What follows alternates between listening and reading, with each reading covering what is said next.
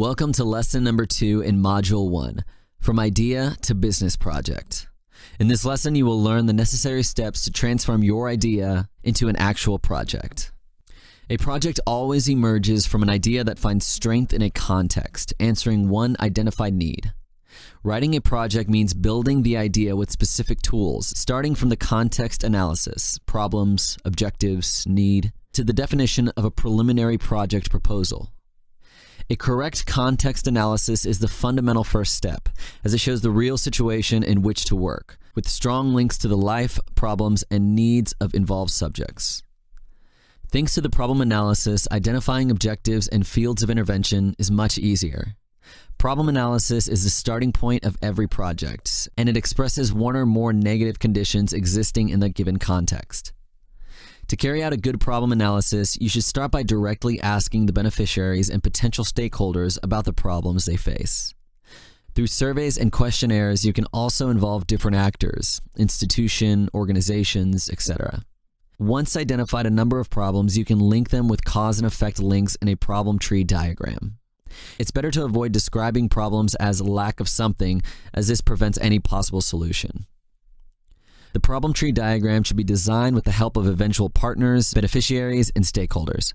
Most of all, it is useful to identify the causes behind the main problem on which the idea of the project was born. The example here is about a very simplified project to improve job opportunities for women in a village of Eastern Europe.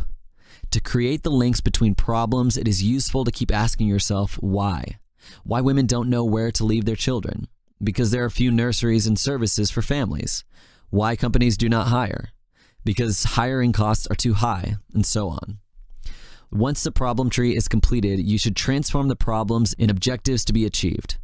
This can be done by reformulating the negative condition in positive and grouping the objectives in consistent fields of intervention.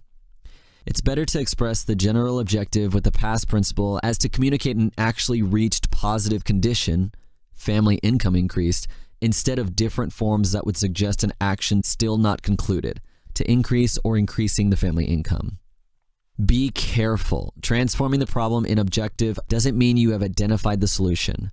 For example, if the problem is few services for families, the objective will be increase of services for families, not spending funds to increase services for families.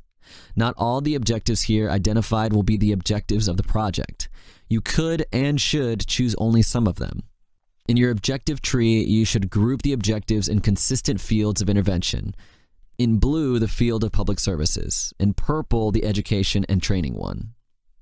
Now, let's just stop for a second and think about your project. Try to answer the question on this slide. Are you sure you carried out all the activities listed above?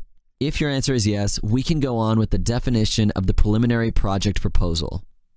After identifying fields of intervention, you need to choose the ones you can address in your project according to the technical and institutional competencies available to you and eventual partners. Going back to the previous example, if you are a consulting company, you can decide to work in the field of training and involve public institutions to develop public transports and business organizations to work on company costs. However, the fields not addressed by the project are not left out permanently. Once fields of intervention are defined, you should proceed with the presentation of the project. In this, you will need to consider the logic of intervention, the indicators of efficacy, and the external condition affecting your actions. The logic of interventions includes the general objectives, i.e., the improvements for the beneficiaries resulting from the success and diffusion of the project. The project main goal or specific objective, which defines the improvement of beneficiaries' lives or of one important aspect of their life. You shouldn't have more than one or two specific objectives. Expected results, i.e., what the beneficiaries will know or be able to do thanks to the project's activities according to the offered services. Activities, i.e., the actions to be realized during the project to reach the expected results. In this slide, the chart shows all the elements of logic of intervention and the hypothesis of cooperation with other partners that want to work for the same goal. Each partner offers its technical and institutional competencies, a consulting society for the training courses, public institutions for the public service program, etc. Finally, you need to prove the effectiveness of your project through a number of consistent indicators. An indicator is what you can observe when you reach an objective. Usually it is composed of a variable, a target group, a period of observation, and a reference value. For example, increase from 25% to 40% of female employment in the village within 3 years from the end of the project. Project proposals, since their resource limits, cannot work on more than one context at the same time. This means that in order to reach certain objectives, the project must suppose that other external and independent conditions are met. For example, even if women are adequately trained to successfully insert them in the job market, the job offer must simultaneously increase.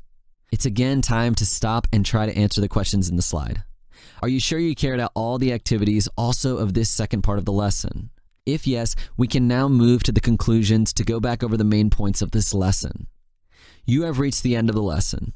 Now you adequately know the necessary steps to transform your idea in an actual project. You have learned that to present a solid project, you need to provide a detailed analysis of the context and of its problems, and you need a strong involvement of beneficiaries and stakeholders. You also know that you need to be clear when choosing the fields of intervention and designing the logic of your project. You possess the terminology and know how to build a project in terms of specific objective, expected results, activities, indicators, and external conditions. Now let's get started. Good luck for your project.